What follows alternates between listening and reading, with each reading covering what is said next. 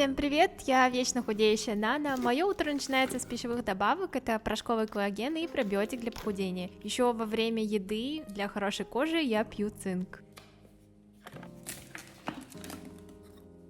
Я сходила на диагностику состава тела, очень классная вещь, советую тоже попробовать.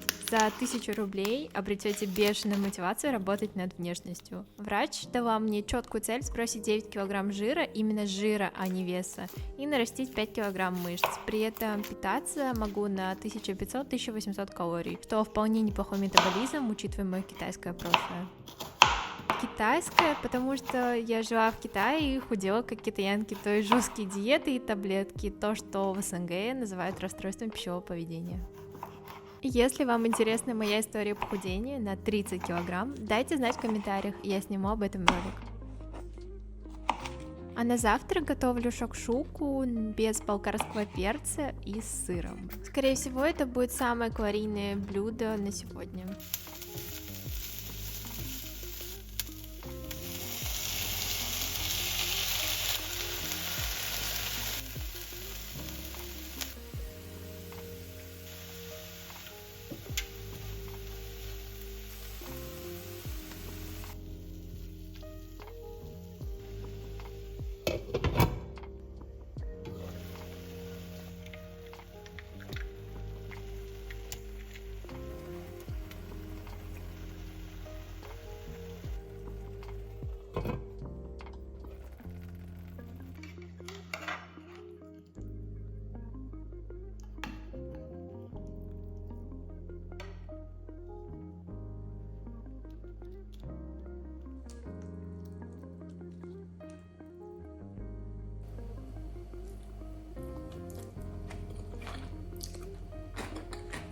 Делюсь очень крутой новостью, я сделала подтяжку груди. После похудения на 30 килограмм она обвисла и потеряла упругость, весь объем был внизу.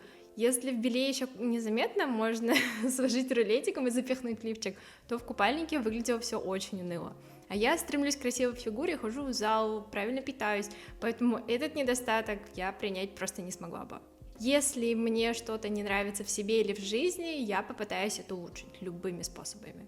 Операция была в Астане, как все прошло и сколько это стоило, можно найти в моем телеграм-канале. Если коротко, самое сложное было спать на спине, я словно в гробу, как Ленин, постоянно лежала прямо. Также сложно было не принимать душ и отсутствие физической активности, даже элементарно приготовить, что-то себе подать, мне приходилось просить мужа или друзей. До сих пор, где-то до января-февраля, я не могу тренироваться. Но результат того стоил, он просто супер, стоячая, упругая, симметричная грудь. Я в восторге от себя, даже с лишним весом. Чувствую, вижу себя очень привлекательной. Прям такая секси-азиаточка. Казалось бы, такая маленькая деталь, у меня маленькая, которая скрыта под одеждой, но самооценка просто взлетела до небес. Также я нашла причину высыпания на лице, у меня теперь новый уход, и вот результат за 2 недели. Больше никаких прыщей и комедонов, только постакне, но с следами я тоже справлюсь, и в скором времени, надеюсь, к концу следующего года будет гладкая кожа с ровным тоном. Помимо Казахстана я была в Лапландии, в деревне Санты, это была предрождественская поездка, подарок мужа, кстати, пластика тоже его подарок, у нас норма дарить подарки без повода. К сожалению, снег быстро таял, но я смогла покататься на санях с оленями и хаски. Также отведала финскую кухню, рядом с деревней есть крутое заведение, выглядит, конечно, как шалаш и довольно маленькое, там всего одна позиция в меню, это лосось на костре, но вкуснее рыбки я еще не ела. Готовит и обслуживает один человек, словно пришел в гости к рыбаку, и он угощает уловом. Ну и даже у Санты я нашла азиатскую кухню, было очень вкусно и дешево. У Санты нельзя самостоятельно снимать, все делают эльфы, потом ты только покупаешь у них снимок за 90 евро. Снимок вот такой, в таком чехле, есть и в электронном виде. Сейчас покажу вам. Не знаю, видно, не видно. Вот. Вот это чудо стоит 90 евро. Еще за 30 евро можно получить подарок от Санты. Он тебе прям говорит, что вот ты в этом году была хорошей девочкой, и поэтому держи. Ты заслужила. Что внутри, не знаю, открою на Новый год или Рождество и поделюсь в своем телеграм-канале. На обед готовлю спагетти с курицей. Обычно я избегала любые макаронные изделия, потому что всегда их ела очень много. Не знаю, они такие вкусные даже без соуса и соли. Особенно макароны по-флотски, могла съесть 2 глубокой тарелки. Но сейчас я наконец-то нашла идеальную порцию, чтобы и кабужу не страдал, и мне было сытно. Я стала добавлять много овощей и источник белка. Также ем намного медленнее и осознаннее, то есть чувствую каждый кусочек и наслаждаюсь им. Вообще, чувствовать и осознавать, что ты ешь, помогло мне привить полезные пищевые привычки. Я стала относиться к еде не как к источнику удовольствия, а как к получению энергии. Единственное, пугает предстоящий Новый год. Не могу избавиться от ассоциации, что это праздник живота. По-другому я не знаю и не хочу праздновать 31 декабря. К тому же, когда живешь за границей, вдали от родных, хочется именно советский вайб детства, когда ты был счастлив и тебя ничего не заботило. На столе оливье, селедка под шубой и торт Наполеон. По телеку идет голубой огонек, и все счастливые пишут желание на листке, что потом его сжечь и выпить шампанским. А в 12 часов фейерверки.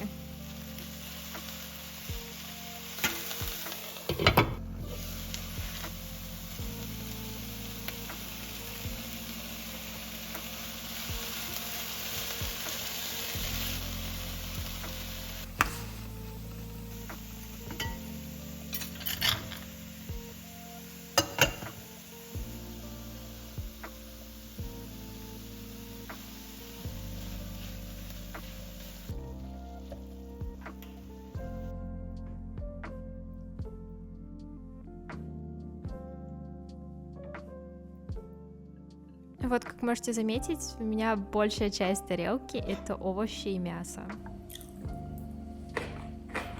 На перекус круассан с нутеллой — это моя любимая сладость, он получается воздушным, мягким и неприторно-сладким.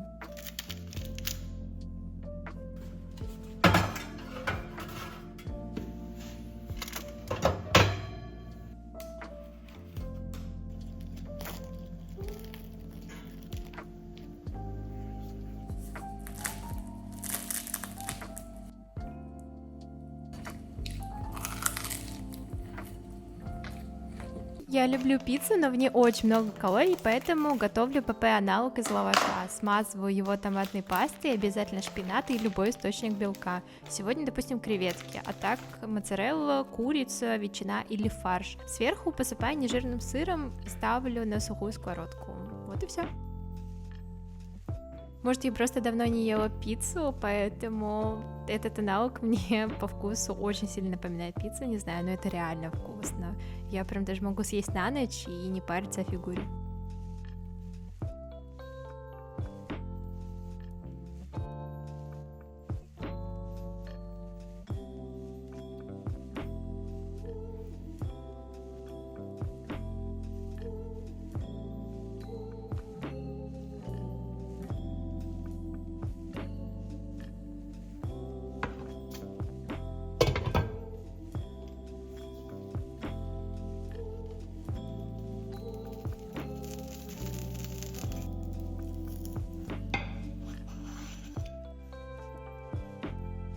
Раз скоро Новый год, в следующем ролике я буду готовить новогодние десерты. Они будут простыми, быстрыми и очень красивыми. Ну и, конечно же, вкусными. Поэтому, чтобы не пропустить, подписывайтесь на мой канал. Всем пока!